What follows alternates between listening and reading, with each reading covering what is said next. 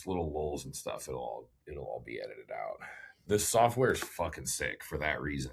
Because, like I said, you can just have like a basic ass conversation, and then at the end of it, it'll spit out like 10 different clips that are just like look like a super professional podcast. It's Yeah, that's nice. yeah, it's awesome. All right, I'm gonna move this light back real quick too. All right, sweet. Well, first off, welcome. Thanks. Second, tell me a little bit about. I mean, obviously, I know the answer to this, but like, how long ago did you start working with me? I think it was 2 years ago in July. Sweet. Tell me about initially when you decided you wanted to start, working with a coach. Like, what was your initial purpose for it? Well, I started working with one before you, and I worked with him for like 7 years. Um, Basically, I've been an athlete my whole life. I started out as dance, volleyball, cheer. I just don't sit still well. So after college, it's like, what the hell do you do with your life, right? So work out. And I didn't really know like how to put together exercises or, body parts, whatever. So it was just made sense to get somebody that knew what they were doing to help me get on track. I can relate to that. That was me too. I played college basketball, and when it was done, it was like, well, what now? What do I do now? Yeah. Um, and that's how I ended up in bodybuilding. But yeah. So, what are some of the struggles that you faced? I know that, that was part of the issue too, was just things that you had that were, not necessarily the most convenient that, have required a little bit of coaching to help with. Well, so I've suffered from an eating disorder since I was like 15, maybe 16. My long story short, my parents moved me an hour away from my childhood home between sophomore and junior year. So basically, this kind of was my way of coping. It was the only thing I felt I could control. And that's kind of how it started. It was just, this is what I can control. And it spiraled from there because then I started to lose weight and people were like, oh, you look so good. And I'm like, okay, keep doing this. Yeah, so people are like reinforcing the bad habit because they think that it made you look better, at least initially, I'm guessing. Yes. Brutal. Yeah, definitely. Yeah. So, what was going on like mentally as that was happening? Like, obviously, like physically, you're losing weight, which initially may have looked like on the surface a good thing, but like from a mental perspective, how did you respond to that? Um, Really, I guess again, it was about control. I really felt like my roots had been just shattered. I was up and moved and didn't know a single person. So really, I say mentally, it just felt like something I could control. I feel like at the time it wasn't even really about losing weight. It was more about the control, but then the losing weight part was kind of like the bonus. So I knew what I was doing wasn't great. But I was still eating. So that's what's so crazy. So I would be so set in this spiral all day long, but then like if I didn't eat something before I went to bed, I would probably pass out, which happened a lot. I passed out a lot. Damn. Yeah. So, okay, just for perspective, like how much did you even have much weight to lose initially? Yes, Okay. I did. How much It did was like what they call the freshman 15 or whatever. I was like double digit pants wearing, which like some people say what's wrong with that, but like obviously you can see my skeleton is much smaller. Yeah. No, I get that. I used to sell jeans for a living, so I actually do understand that a little bit. So how much weight did you initially lose? Like 20 pounds. Okay. Yeah. Um, did you obviously you could see the number on the scale changing, but was there ever a point where you could recognize that maybe it was getting a little bit out of hand? So here's an interesting fact. I say that I'm a weird eating disorder person because one, I still ate, and that's like not typical. Um, and I never owned a scale. So it was never about the number on the scale. I still don't own a scale. So it was never really about the actual number on the scale. It was how I looked, how clothes fit, how I felt, what I saw in the mirror. It was never really about a number. Yeah. Which from a normal weight loss perspective, that's probably a good thing. But, and I mean, I guess I would say this is kind of indifferent in terms of like using the scale and stuff like that. But was there ever a point where you were able to like acknowledge just by looking in the mirror, this is probably not good? Honestly, I don't think so. Um, Not until, which is crazy, not until last year. Really, I kind of was like, I still have muscle. I'm still building. I still like feel fine. I'm still eating. Like, so I thought, like, okay, so I maybe like make myself sick once a day. Like, what's the harm, right? Um, Genuinely, last year, I have no idea what it was. I was laying in bed, going to sleep, and something just said, open up the app and look at your check in. So I was like, okay. And I opened it and I was horrified. I was like, how the hell is Marcus not telling me I look like the Walking Dead? I was like, I literally know he knows I'm lying my ass off. I'm like, the picture looks like I am dead. And that was very scary. Like, that picture alone, it changed my whole mental completely. And I've heard about people that, some people may not realize this, but like eating disorders are very much like just an addiction. And so I've always heard of people who like are alcoholics or druggies and they just have this aha moment where it's like, I don't want to do that anymore. And I'm like, yeah, that doesn't exist. It does. Yes, it does. And it's so weird because looking back now, since it's been a year, it's literally like it never existed. It's so weird. Yeah, I can. That's a tough one for me to really wrap my head around because I've never really truly experienced it, but it makes sense conceptually for sure. Um, yeah, and it just seems like a situation where this is where I can at least semi relate psychologically is like going through a contest prep. It happens relatively quickly, but it's gradual enough because you can see yourself in the mirror every single day.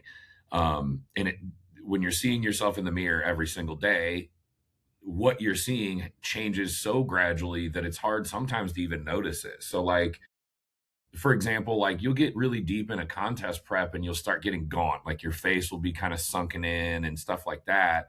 And it happens gradually enough that like you don't even really notice that it's happening, but people will start making comments. And then it's like I'll look back at photos of me from the time prep started and I'm like, "Oh god, I look completely different. Like this is crazy." Which of course in bodybuilding it's expected and it's not necessarily a bad thing.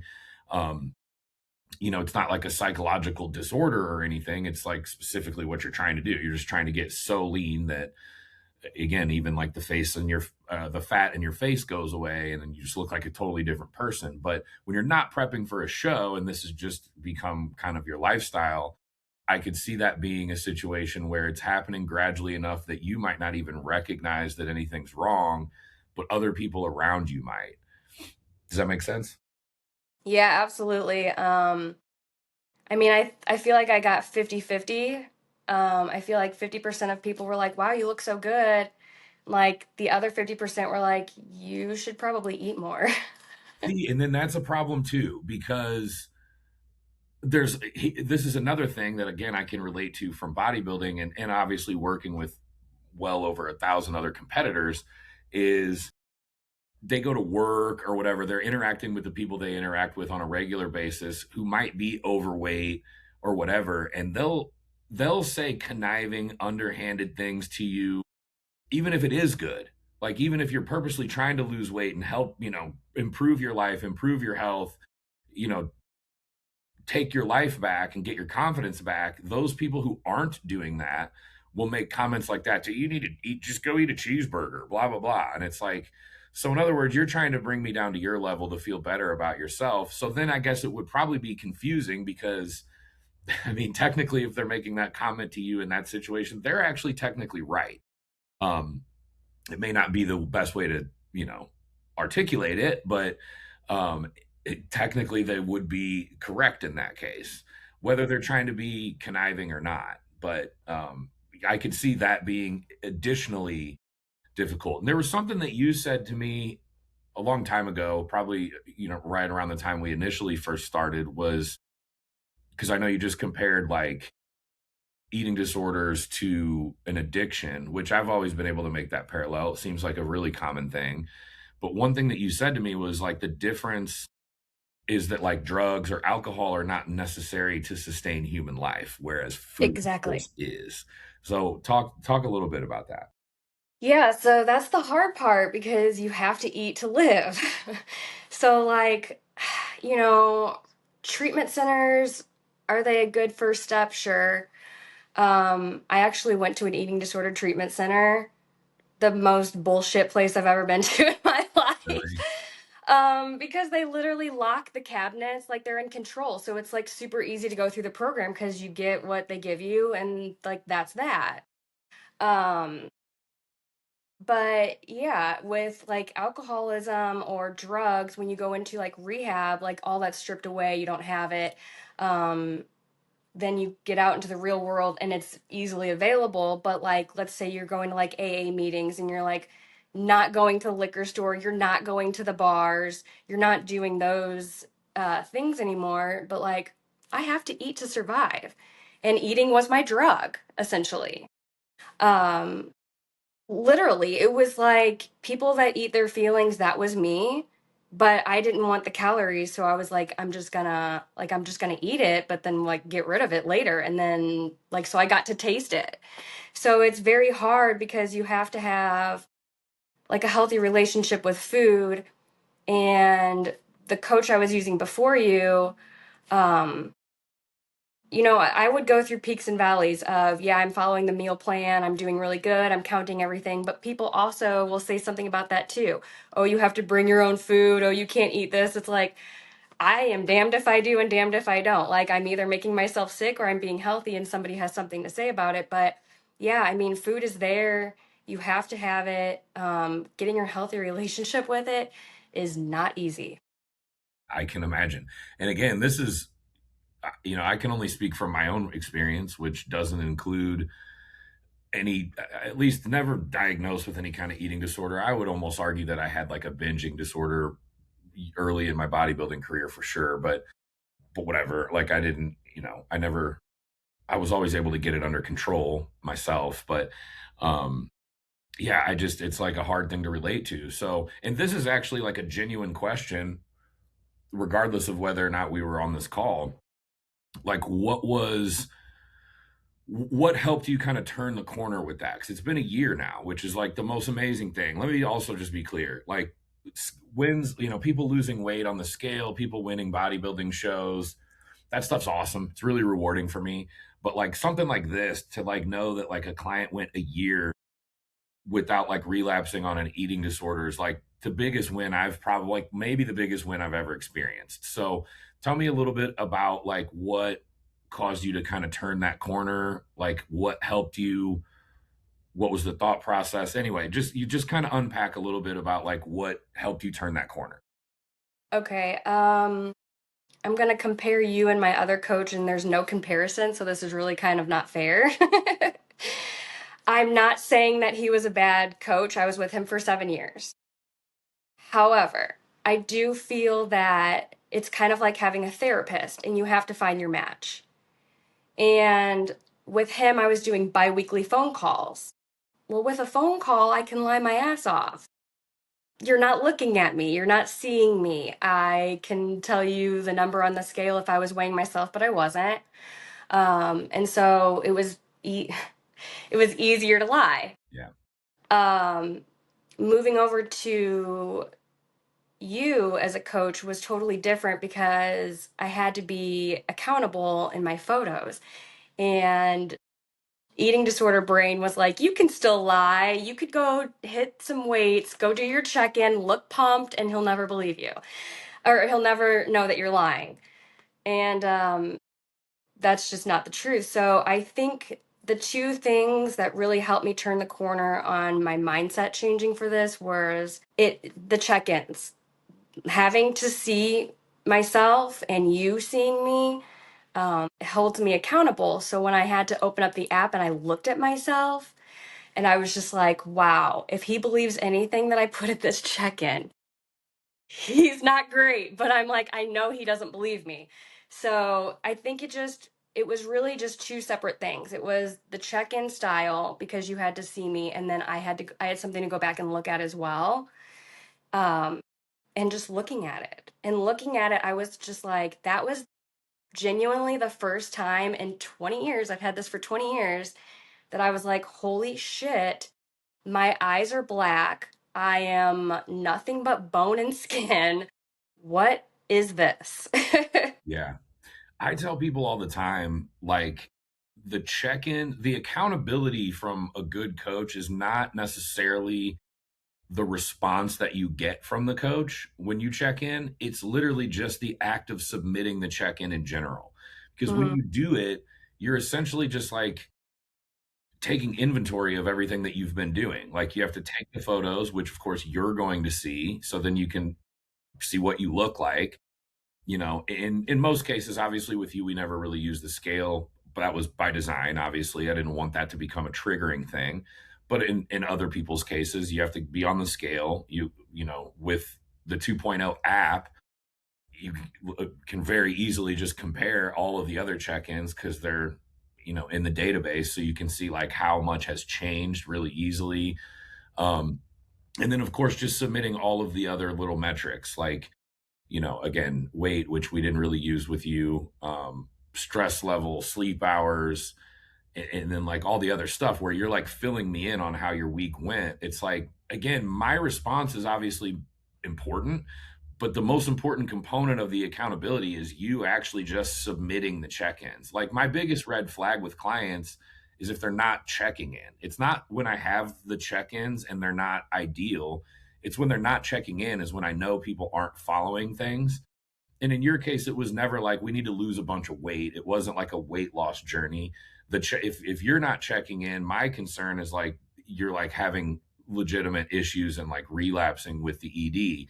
And we obviously want that. I need to help you avoid that more so than I need to help somebody avoid overeating or whatever. Um, Yeah. What's interesting about that is the last check-in that I did, how I it was my celebration of 1 year in recovery, and I like, it's like, how well did you follow the plan? And I was like, not at all. yeah, And yeah, like yeah. just was so honest. And I like told Tony about it, and I'm like, listen to Marcus's feedback. And he goes, he said that was the best check-in. And I'm like, you don't see the significance. Like, the significance was I wasn't counting sugar. I'm not counting calories. Like, I literally just ate what my body wanted when I wanted. That right there is the best win. 100%. I couldn't agree more. And that's like sometimes people need that perspective because of course, like 99% of the people that I work with, if they're deviating from the plan, they're screwing up. And it's like they're just making a conscious choice not to do what they know they need to be doing and what they're paying me to help them do. You're literally on the exact opposite side of the fence. Like, when you can feel comfortable deviating from the plan, that's a fucking huge win because that was the problem all along.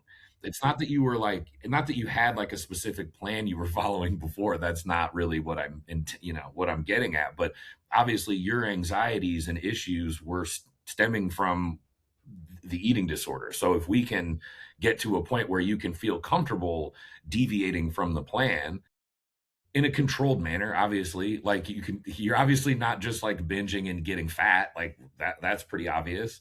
Yeah. That would be problematic too in its own way. But the fact that you were able to like do things that weren't perfectly a part of like a plan and feel comfortable with that, like that's like the biggest win ever. um you know Yeah, I feel like that's when I was like falling off of the wagon too, is like we travel a lot. And so I wouldn't like bring all my stuff or, and I'd be so set on this meal plan and I'd go out and then eat something and it would spiral me because I'd sit there and think about it. Oh my God, I ate pizza. Oh my God, I ate pizza. It was like, that wasn't my chicken and rice. And it would just like, I'd say there's like a good and a bad part of having an eating disorder because when you get on a plan like this, having an eating disorder, you're like, I'm going to be able to do this because I'm super OCD. But yeah, so the derailing part would be if I wasn't at home and I had to have a substitution, it would just spiral me mentally. Whereas now I'm like, I haven't had food for 6 hours. I can pretty much eat what calories I want at this point. Yeah. Yeah, getting someone in your situation to a point where you can just see food for as exactly what it is. It's just food. It's just, sustenance, nourishment.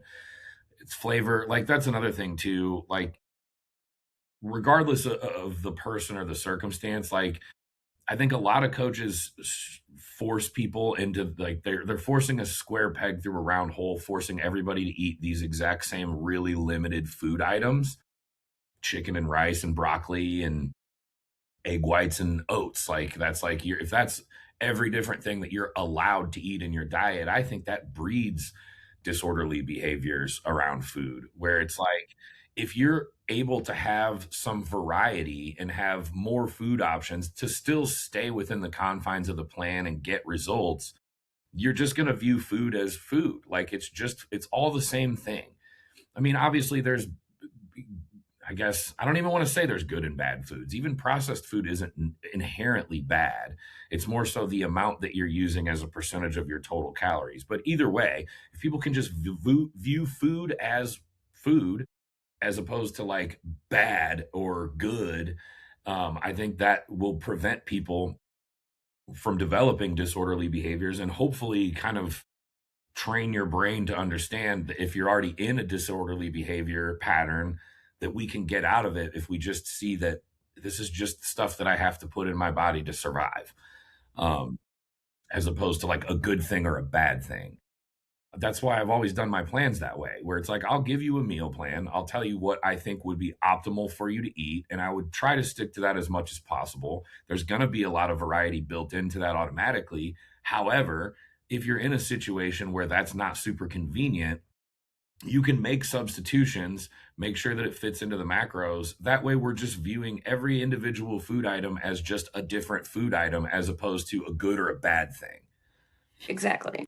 Yeah. So, um, I don't know. Tell me a little bit more about the experience as a whole, but like with the coaching, with the 1 year without the relapse. You know, Okay, yeah. So when I first started with you 2 years ago, this sounds silly, but I felt like I deserved you as a coach. Okay, to be fair, I heard about you for years and I heard this guy's the best. He's the best with diet. He's the best trainer. Like, this is St. Louis's guy. And to be quite honest, you were imitating as hell. I was like, oh my God, there's no way. Like, he's really going to be like on it. And so I felt like all these years I wasn't good enough to have you as a coach. And so when I hired you, I was actually 10 months into recovery. And so I was like, look at there, I'm two months away from a year. So like I deserve this coach. Like let's finish out strong. Let's get into the next year. And everything was going really great. And then I got the stomach flu. And yes, we do get sick as humans, but mentally it totally messed me up. Because I felt like I had failed, even though we get sick, right? Like I wasn't doing it on purpose. Um, but because I was still in the act of I wasn't making myself sick, but because I was in the act of getting sick, my head felt like you're relapsing, you're doing this again. Um, and so when I was done being sick, I was like, just so easily back, like went right back into it because, well, I'm just sick. I have the flu, and then um, lying to everybody. I don't know if people believe me or not, but I lied a lot. So yeah, I mean, really, that's kind of how it happened. And then I was really kind of back into it really hardcore and yet again lying in my check-ins, but still eating. So I thought like maybe it wouldn't show. Um, so I mean, that was really it. I just got right back into it because mentally it kind of just messed me up. that's an interesting dynamic, the stomach flu situation, because that's just like a really like as you say that, I'm like, man, that's an incredibly obvious trigger. That's like taking somebody who's 10 months into quitting smoking and to just like putting them in the middle of like a smoky bar, which I guess I don't know if those even exist anymore these days, but you know what I mean? Like where there's just a bunch of people doing the thing that you're attempting to stop doing and it's just right around, it's just there. Except this is probably worse. I don't know, I could probably think of a better analogy than that, but maybe not. That's the thing. I don't know that there is because if like the issue is forcing yourself um to get sick and then getting sick without your you know choice to, it's a totally different type of trigger. Yeah, we recently went on a trip to Florida like 2 weeks ago, and I don't know what it was, but I woke up and I was so nauseous, just so nauseous. And so I just was like sitting there, and I genuinely thought, if I just open my mouth, I'm gonna vomit. And I literally said out loud, "You got 5 days, bitch. 5 days." Like, today is not it. And like, maybe I was a little sick, maybe I wasn't. I held that shit in. I did not get sick and I made it because I was like, not today. We are 5 days away. Man, yeah, that's so brutal. Yeah. um yeah, I'm trying to think of what else to kind of unpack with all of this. So basically now, like in the situation you're in now, like do any of the habits still tend to creep up at any point? Do you ever have to like tell yourself like, nope, not we're not doing this. We've come a year, like this isn't happening. So, what's very interesting is last night I was talking to Tony about, I forgot to tell him I was doing this call, and he's like, "Oh, are you okay talking about it?" And I'm like, "It's like it never existed." So, it is easy, which is crazy to say. Love that. Um, but before, if I would eat like just a meal that's on my meal plan, then, weigh it out, eat exact. If it made me full, I felt terrible. Terrible. And it would just spiral my mind like, you have to get rid of this. You can't be full. It's going to make you fat, blah, blah, blah. Um, and I would say a couple weeks ago, we went out to eat and I left and I was like, oh my gosh, I am ungodly full. Those emotions did not creep up. I was just like, I need to go for a walk. Yeah, just a little digestion walk, and then you're good. Yeah, so it's like I can't even really process the fact that it's like it never existed because I'll tell you, and I probably said it in one of my check-ins. If I didn't, oh well, I'm telling on myself. Um, there's a lot of specific foods that I would binge because over the years you figure out what's smoother coming up. Sure. Okay. And I'm happy to report that I am now able to eat some of those foods and not feel guilty at all. Amazing. And that's something I never thought would happen because those were my go-to binge foods. Yeah. Were they And so to you don't even have to tell me what they were if you don't want to, but I'm curious, like, because so I had a client a long time ago in the past. Her and I are still really close friends. We were like best friends back then. Um, she had an issue where she would binge, like, I don't remember exactly how her like cycle would work, but she had a problem with binging. And like I said, that I can relate to because I've kind of had that. I never thought of it as a problem or a disorder of any kind, but looking back, I'm like, I mean, it definitely was. Like I was eating as much food as I could literally physically tolerate all the time for no reason. And I would justify it as I'm just trying to grow. Stupid. Anyway, her thing was salmon. Like she would just bake a ton of salmon, like in an inordinate amount of salmon, and then just like eat as much of it as she could physically tolerate, which I thought was so, interesting. Like it was strange, obviously, and unique, but I was just like, why salmon? And I think her justification in her head was more so like, it's a healthy food. It's got like healthy fats. It's got protein.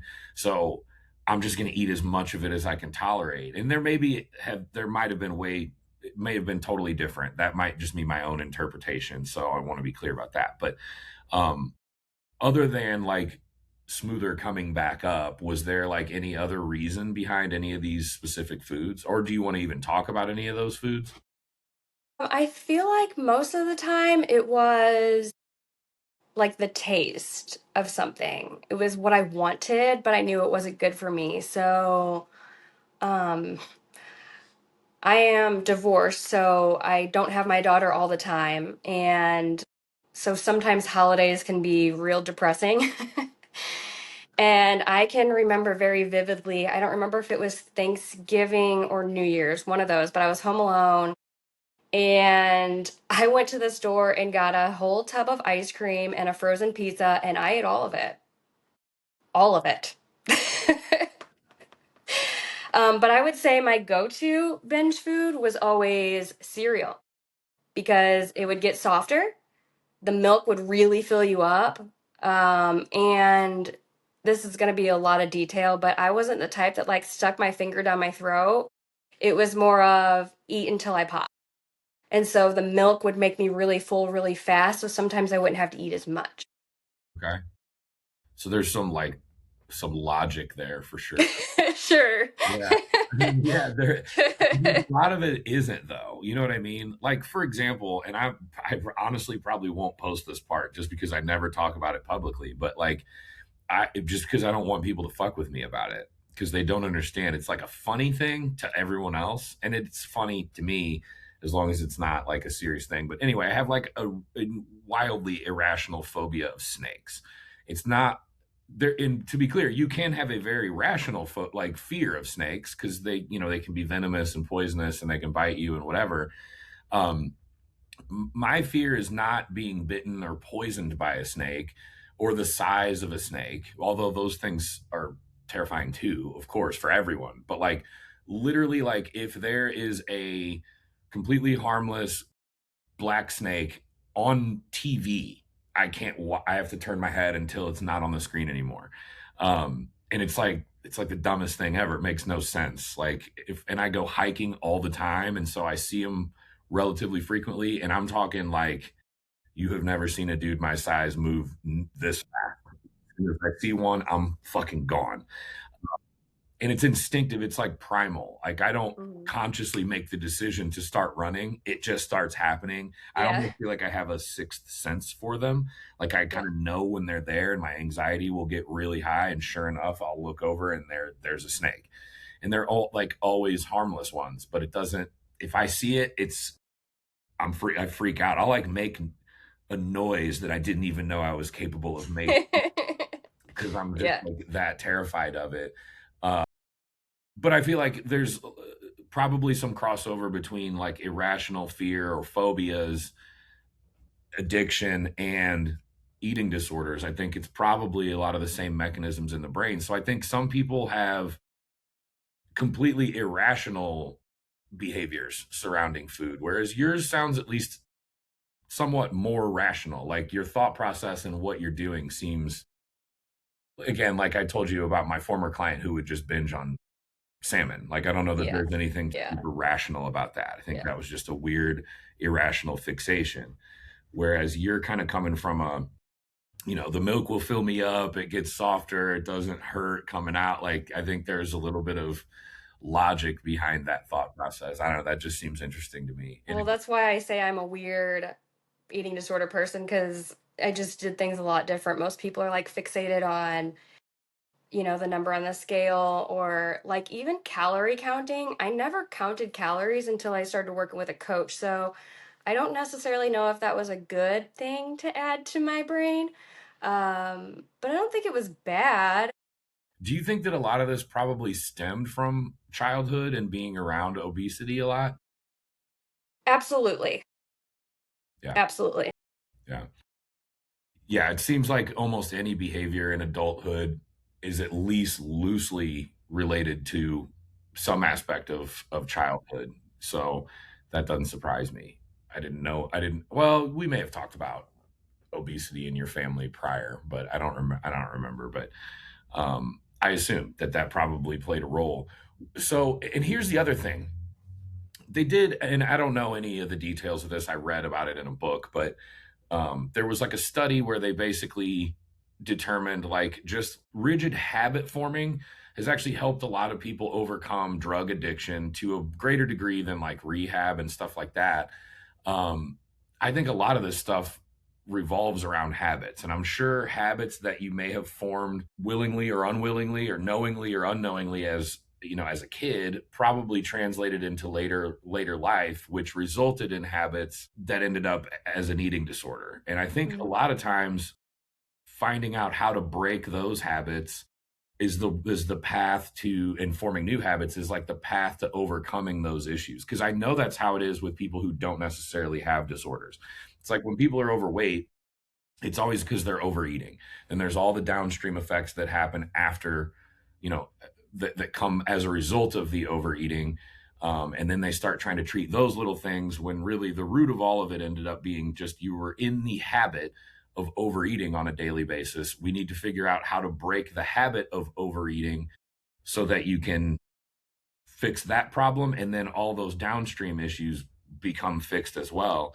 Do you think that like habits probably played a role in you developing the issue, and would you say that habits have helped you fix the issue? Absolutely. So I'm one out of five kids. So, unhealthy food is cheap.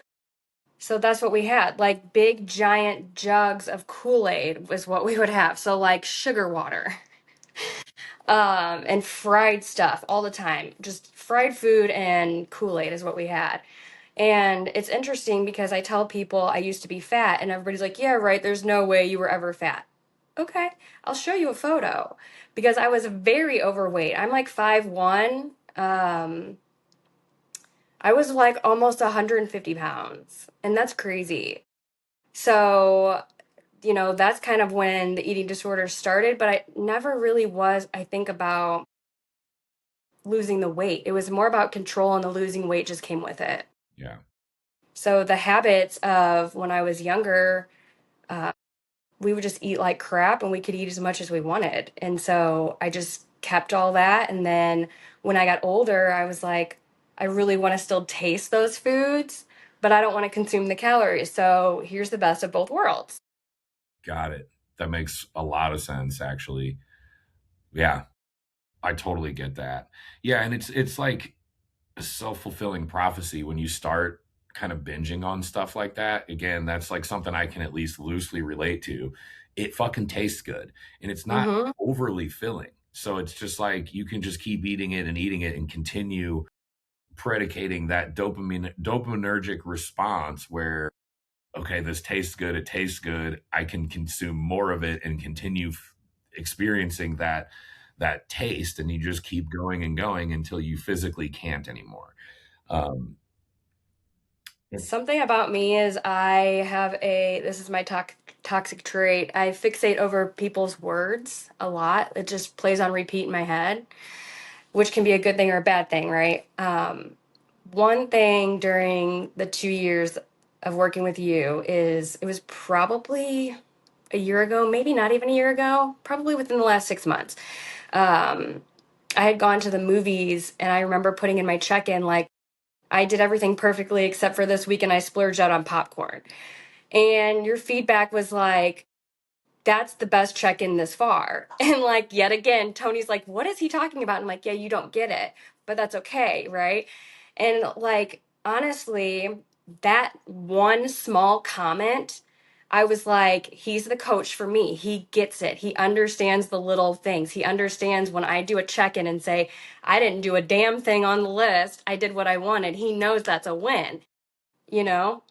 That was like a huge part of it. And so I was like, it's so interesting. Like when I wrote that post about my 1 year, I was like, I'm giving him all this glory, and I wonder if he's sitting there going, I didn't really do anything, because we never really changed. We didn't do like I wasn't calling you daily. We weren't changing the plan all the time. It was never really like you pointing the finger and being my sponsor or anything like that. It was just you were there enough and not hovering, and you noticed the things that were little but were actually big.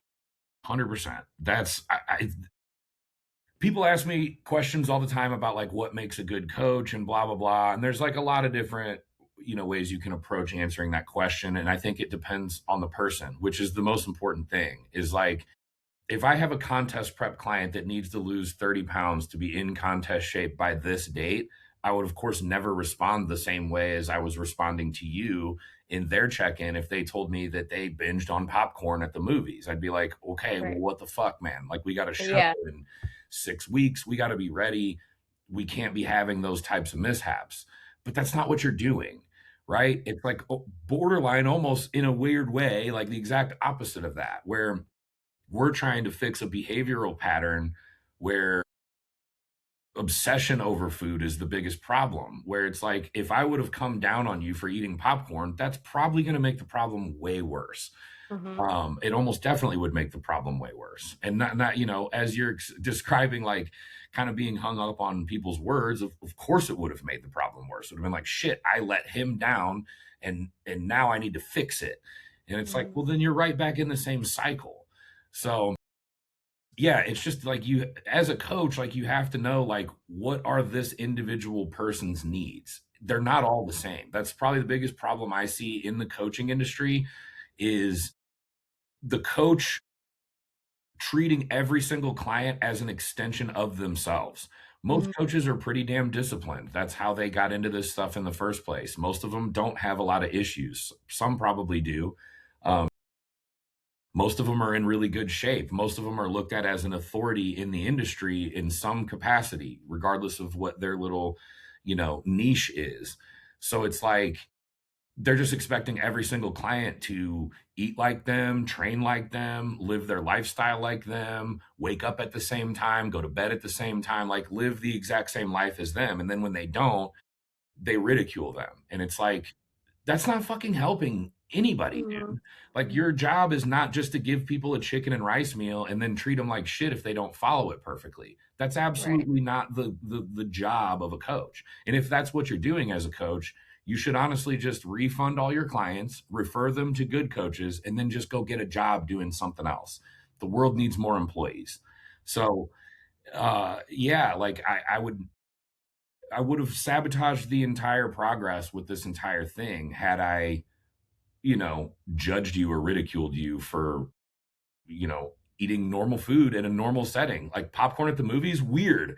Why would someone ever do that? Which is probably interesting for you to hear me say that, because it's probably something that, I mean, you do hundreds of check-ins. You're probably like, oh, that one thing like helped her. Okay. Like, all right. It's just talking. Yeah, but again, like, every one of those and I think this is another thing that it's like hard to portray, because I don't like to like brag on myself, and I certainly don't like to, judge other coaches. It's just like a hater mentality. I don't like doing that, but every single check-in that I do is legitimately personable. That's why I respond with voice memos, so you can like get a sense of like the cadence of my voice, like the tone of my voice, like, and you're hearing an authentic response as opposed to just quickly typing, "Go- Great job, keep it the same," or some goofy shit like that. And there's a reason for that, and it's because like I am taking every single one of those check-ins tremendously serious. Now, don't get me wrong, a lot of the check-ins I get are just like, yeah, I'm down 2 pounds, everything went great, plan's working well, I like it. And so, what do I really need to do at that point? Like, I don't need to give you some significant feedback. It's just like, awesome, that's great. I love the way things are going. But when you're dealing with something that's more significant than just like a gradual weight loss journey, I want to give feedback that's actually going to be beneficial. And again, if I'm judging you and treating you like shit, that's not beneficial at all, especially Yeah. in this situation. So, Well, um, I remember like when I finally was honest with you and was like, okay, how the hell have you not said anything to me? I look like the Walking Dead. And you were like, let's just get going. Like, it was like, I'm not even going to really answer that question kind of thing, which is fine. Like, I'm not blaming you, right? It was just like, I looked at that photo and I was like, he knows I'm lying. I literally look terrible. Um, and, again, just back to where we started, that's the difference. And I'm, again, want to say I'm not talking shit on my old coach. It just is just like finding a therapist. You have to find your right match. And me having to take the photos every week was what I needed to do to be held accountable, because I had to look at myself, which was if you remember when I started, I was like, do I have to take photos? And in fact, I didn't even take a photo of my backside because I was like, nope, not doing it. Like, so having that accountability every week um, made a huge difference. For sure. Yeah, and I mean, going back to like the back photo, I'm not going to sit here and be like, no, everyone takes a photo from the back. It's a big, important part of the deal. It's like, no, if that's going to be a trigger that's going to sabotage the entire point of all this, then let's Hmm. just avoid it. Like, again, Yeah. I'm going to coach you differently than I'm going to coach everybody else because you're not in the exact same circumstances as everybody else. Yeah. I mean, kind of like what you've been saying, I was starting backwards. So instead of starting from being fat and needing to lose weight, I was malnutrition, and I needed to be up here with everybody else and be nourished. And so you got these other people who are like fat loss. And it's like, let's put on some, Yeah. let's get some muscle, let's get some food, let's fill the muscles, get some glycogen. So it's definitely different. And I know not every coach is fit for that, right? So maybe my last coach just wasn't. Maybe it was intimidating to him and he didn't want to derail me in any way. Whereas I have not felt like that with you. I never felt like you were afraid of me. Um, Afraid meaning if I say the wrong thing, she's going to spiral, um, which you haven't said any of the wrong things, but I never got like the feeling from you that you were too scared to say something or mention anything about the way I looked as, oh, it's going to upset her. Right. Yeah. I mean, and I don't even know what to attribute that to. I think it's Yeah. knowing how to deal with humans in general. Like Yeah. you gotta push in some areas and you gotta let off the gas in some others because again, it's I see this with contest prep coaches a lot too, where maybe a client misunderstood something in like their peak week protocol and then they did something that they thought was correct but they were misinterpreting it, and when the coach kind of realizes that, they'll go into their own little panic mode like, holy shit, you did what? Oh my god, Yeah. we got to fix this. What the fuck? Like, we're not even going to be ready now. And it's like, okay, now you're sending that client into a psychological spiral. Now they have insane anxiety because of the way you're responding to this. This is going to sabotage things 10 times worse. And I've had that it's not common, but every now and then I'll have a client in a relatively high stakes situation, again, like with competitors specifically, where it's like last minute stuff and I've told them to do something, or maybe they incidentally overlooked that and didn't do it. They're like, "Oh shit, did I fucking ruin everything?" And it's like, "No, you're fine. It's all good.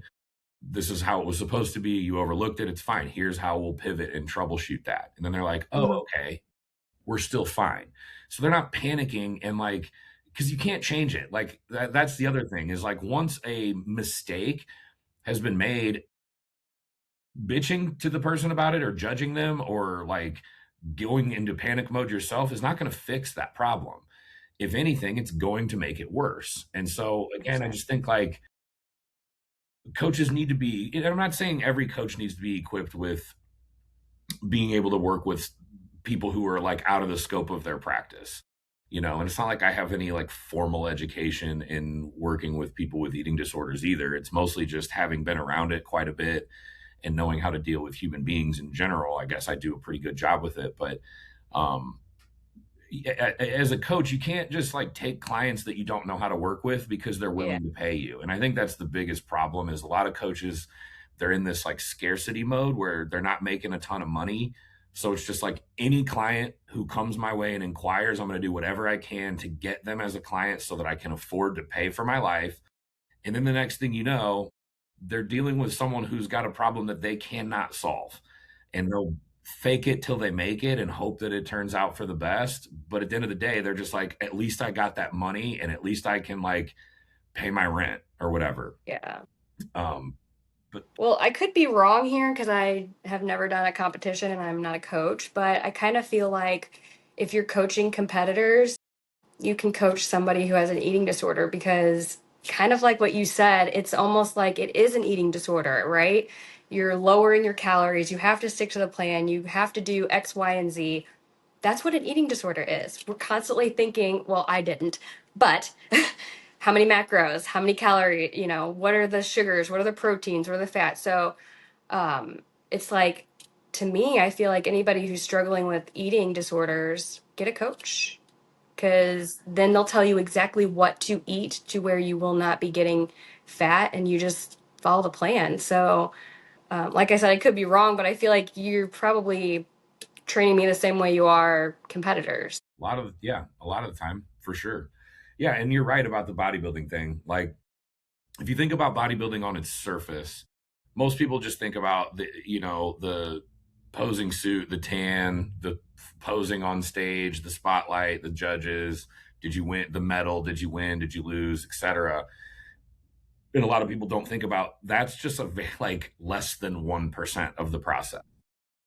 To be honest, I love working with people who are like, I want to go through the whole process, but I don't really care to ever actually get on stage. I'm like, cool. So I know you're in for the right shit. Yeah, exactly. Um, but it is, in a way, if you think about it on its surface, it's very much like a self-induced eating disorder, sort of. And I think that's why a lot of people, again, myself included, I almost definitely, like, if I were to go to somebody like qualified to provide a diagnosis, I probably for sure would have been diagnosed with some kind of, and I think most competitors would be diagnosed with some form of like a binging disorder or something like that. Cause it's like my whole life revolved around, if I was in prep, you're dieting incredibly hard. You're not eating when your body is telling you that you need to eat. You're Mhm. excessively exercising, which I know is a big part of the equation there. In the off season, not that this is how you should do it, but the way I did it a lot throughout most of my bodybuilding career was I just ate as much food as I could get my hands on. And because my appetite would be diminished so greatly, because of that, it's like a cycle. When you overeat to a certain extent, you no longer have much of an appetite. Your ghrelin production diminishes tremendously because you have such an excess of stored energy or body fat. And I would just force feed myself. And the best way to do that, of course, was to eat junk food because you're at least getting that like flavor. You're getting very low volume for high calories.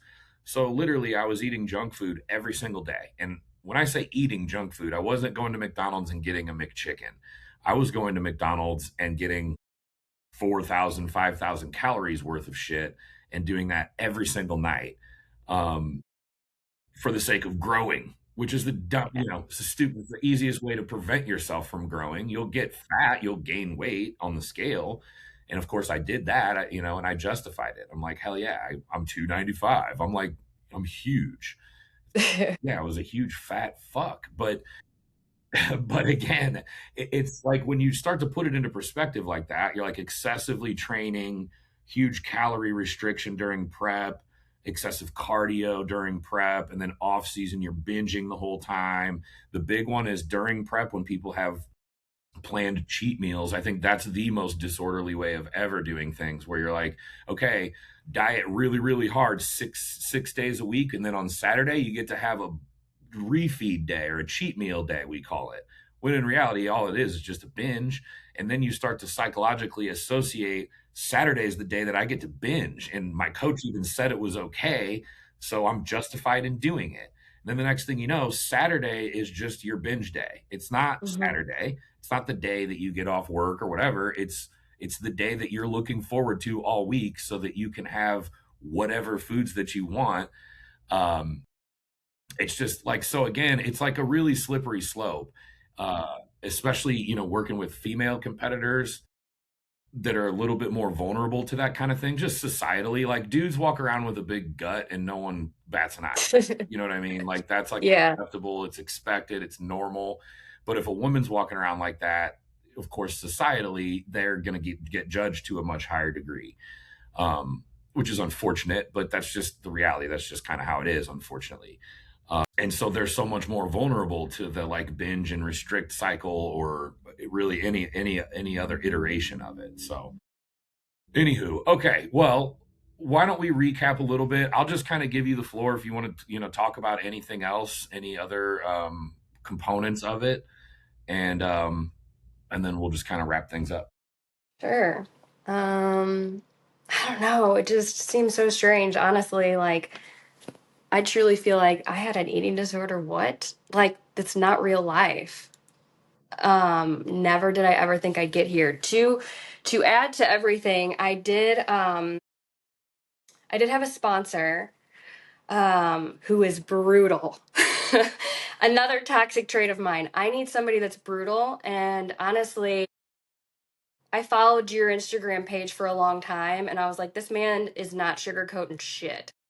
And that was another reason why I was like, I need to be deserving to be a client of his because I'm like, I can't get my feelings hurt here, right? And I was too sensitive at the time. But anyways, my sponsor went through the same thing I did, and I think that helps. You can't have somebody like Tony really wanted to be there for me as a sponsor. He was there for me, just not a sponsor. And it's like you can't have the person closest to you as a sponsor because you are going to destroy them. And vice versa. My sponsor destroyed me, and I would lash out at him, screw you, who are you, blah, blah, blah. They walked in my shoes, they did this. They have every reason in the world to tell me what they told me. And I respected that. It means more, it holds a lot more weight. And to kind of circle back to what you said earlier about coaches, I'm going to toot your horn one more time. You live your brand. And that is something that, like, I'm a barber and I don't have a shaved head, but I, present myself pretty well. And I like people that represent their brand. Now, we used to work out at Club Fitness. All those trainers are fat. I'm not going to hire a fat trainer because you can't even get your shit together. Yeah. Right. So all of this is I want to be surrounded by people that are living their brand.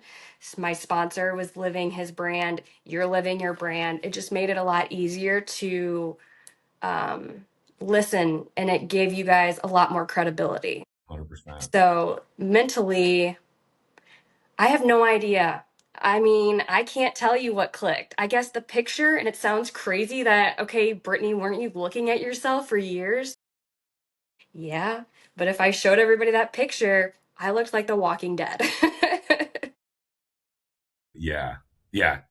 What you're seeing in the mirror privately by yourself doesn't it's not the same thing as sharing that with another person whose job is to kind of evaluate it. It's a very, very different thing psychologically.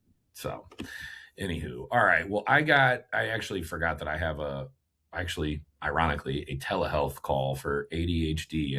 I'm going to try to get back on medication. I got that in what is that? Yeah, 8 minutes. So, Okay. um, any last thoughts or is that pretty much pretty good? I think that's pretty much it. I mean, I just am grateful to your program because I don't know that I would have gotten here without it. Well, I love to hear that. Like I said, this kind of thing is probably the biggest win that I've experienced as a coach. Um, and I have every intention of continuing that. It's not just like, okay, we won, it's over. It's like we've gotten over the biggest problem. Let's keep that problem from happening again. And if it does, let's just assume that there's the possibility we can address it again. So like it's really one of those things where it's a win, but it's an ongoing win that has to just keep happening. And Yeah. I'm here. I also think I'm kind of holding on to you as a, I don't know what to call it, but like I was talking to my sister the other day about this, and I was like, at this point, I could probably like pause my training program a little bit to get this hip thing situated and blah blah blah. But I don't think I'm there yet because I'm like, if I pause this program, I don't trust myself just yet. So, I'm clinging on to you a little bit more than I probably should, but oh well. It's better. I mean, it's better than potential alternative. You know what I mean? Yeah. So cool. All right. Well, this was awesome. This will give us a lot of really cool clips. And like I said, I'm eventually going to start doing long form stuff.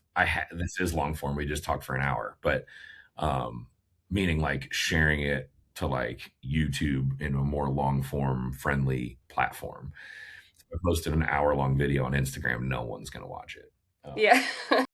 But anyway, yeah, so this was amazing. that's pretty much all I got. I got to go pee and then get on this other call. So Sounds sorry good. about the audio shit. That was frustrating and annoying. That's all right. Anyway. All right. Well, thanks for doing this. And if you want, I can also like any clip that I intend to post, I can just send to you beforehand. And you can, if there's anything that you're like, actually, let's not share that, that's fine. Does that sound fair? Okay, yeah, sure. Cool. All right. Well, I appreciate you doing it. And I'll talk to you soon. All right, sounds good. All right. I'll see you. See ya.